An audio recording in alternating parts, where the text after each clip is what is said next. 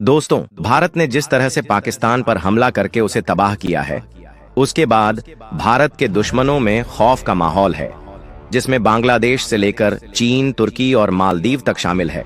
अभी तक जो बांग्लादेश भारत के सामने आंख दिखाने की कोशिश कर रहा था, वह अब भीगी बिल्ली बना हुआ है, क्योंकि उसने पाकिस्तान का हश्र देख लिया है कि परमाणु संपन्न देश का जब भारत ने यह हाल किया है, तो फिर बांग्लादेश तो उसके सामने एक घंटे भी नहीं टिक पाएगा। जिसके बाद से ही बांग्लादेश के सुर बदले हुए लग रहे हैं। जिस बांग्लादेश ने अभी कुछ दिन पहले चीन जाकर जिनपिंग के सामने भारत के नॉर्थ ईस्ट राज्यों पर कब्जा करने का प्लान बना रहा था, अब उसे समझ में आ गया है कि अगर उसने ऐसा करने का सोचा भी, तो बांग्लादेश को भारत में मिलाना इंडियन आर्मी के लिए ज्यादा मुश्किल नहीं होगा। और इस समय इंडियन आर्मी का मोराल काफी बड़ा हुआ लग रहा है, जिसके कारण बांग्लादेश से एक बहुत ही सधी हुई प्रतिक्रिया आई है, जिसमें बांग्लादेश का डर बहुत ही साफ नजर आ रहा है। इसके अलावा अभी तक बांग्लादेश के कुछ पूर्व सैन्य अधिकारी जिस तरह भारत के नॉर्थ ईस्ट राज्यों पर कब्जे की धमकी दे रहे थे, उनका भी कुछ अता पता नहीं मिल रहा है। जबकि बांग्लादेश के बुढ़े प्रधानमंत्री मोहम्मद यूनुस तो किसी कोने में छिप गए हैं, ताकि भारत की नजर उन पर ना पड़ जाए। इसके अलावा अगर हम चीन की बात करें, तो बीजिंग में भी एक खामोशी का माहौल दिख रहा है, क्योंकि पाकिस्तान का जिगरी दोस्त भी अभी तक भारत के ताजा हमले से डरा हुआ लग रहा है। जिसके बाद कुछ सूत्रों से तो ये तक खबर मिल रही है कि अब चीन अरुणाचल प्रदेश पर अपना क्लेम छोड़ भी सकता है, और अक्साई चीन को लेकर भारत के साथ बातचीत को भी तैयार हो गया है। इस मामले में पूरी अपडेट क्या है, आज की इस वीडियो में विस्तार से समझते हैं। और वीडियो शुरू करने से पहले आप लोग इस चैनल को सब्सक्राइब करके बेल के आइकॉन को भी दबा लें, ताकि ऐसी वीडियो आपको मिलती रहे। दोस्तों, भारत ने पाकिस्तान के कुल 9 ठिकानों पर 6 और 7 मई की रात में जबरदस्त हमले को अंजाम दिया है, जिसमें पाकिस्तान के आतंकी अड्डों को निशाना बनाकर हमला किया गया है, जिसमें भारत की सेना के अनुसार 100 से अधिक आतंकवादियों का सफाया किया गया है।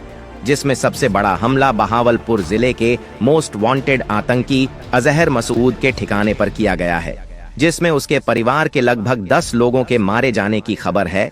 भारत के इस हमले की खबर के बाद पूरे पाकिस्तान में मातम पसर गया है, और पाकिस्तान की सेना के साथ साथ वहां के लीडर की भी समझ में नहीं आ रहा है कि ये पाकिस्तान के साथ क्या हो गया है।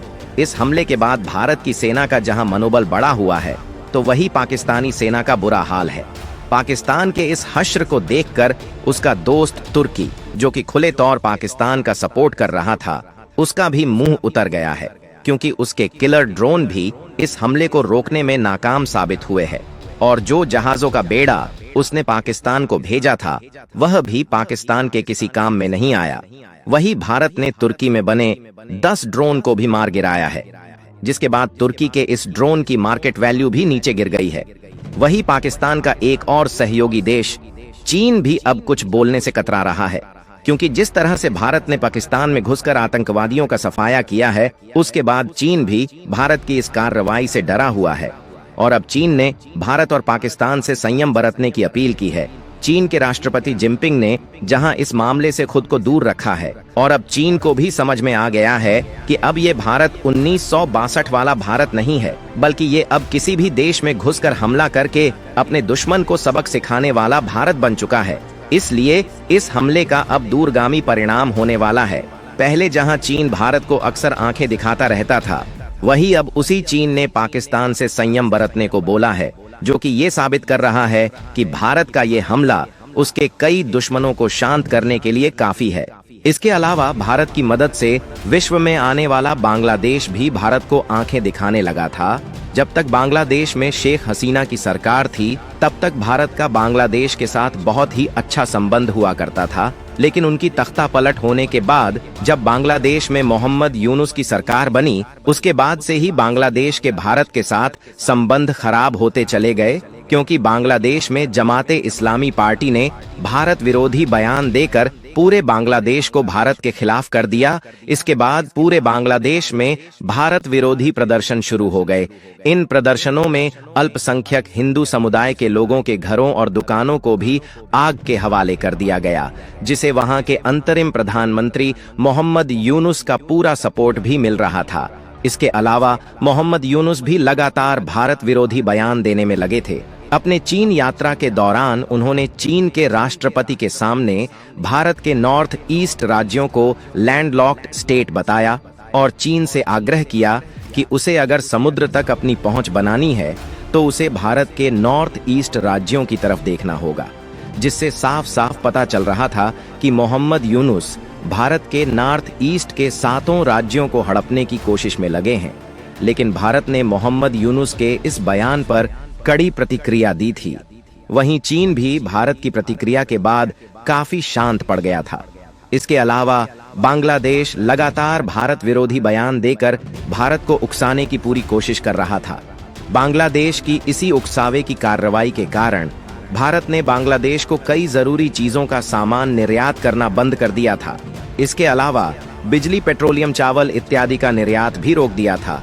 लेकिन बांग्लादेश फिर भी अपनी हरकतों से बाज नहीं आ रहा था। अभी कुछ दिनों पहले ही बांग्लादेश के एक पूर्व सैनिक ने भारत के नॉर्थ ईस्ट राज्यों को लेकर जो बयान दिया था, जिसे भारत में बहुत ही गंभीरता से लिया था, लेकिन अब भारत ने जिस तरह से पाकिस्तान के ऊपर कार्रवाई की है, उसके बाद बांग्लादेश की हवा भी टाइट हो गई है, क्योंकि भारत ने पाकिस्तान के अंदर घुसकर आतंकवादियों का सफाया किया है। उसे देखते हुए अब बांग्लादेश के अंदर बैठे हुए भारत विरोधी तत्व भी घबराए हुए हैं और अब बांग्लादेश भारत के साथ अच्छे संबंध बनाने की कोशिश कर रहा है। अभी तक बांग्लादेश तुर्की के साथ हथियारों का सौदा करने में व्यस्त था, क्योंकि उसने ऐसा इल्जाम लगाया था कि उसे भारत से खतरा है और उसने तुर्की से किलर ड्रोन और टैंक सहित कई हथियारों का सौदा किया था, जिसमें किलर ड्रोन की सप्लाई भी हो चुकी थी, जिसे बांग्लादेश ने भारत की सीमा के साथ तैनात करने का प्लान बनाया था। वहीं बांग्लादेश तुर्की से 50 टैंक भी मंगाने वाला था। बांग्लादेश को लगता था कि ऐसा करके वह भारत के ऊपर प्रेशर क्रिएट कर सकता है, लेकिन शायद बांग्लादेश को भारत के सैन्य ताकत का अंदाजा नहीं था।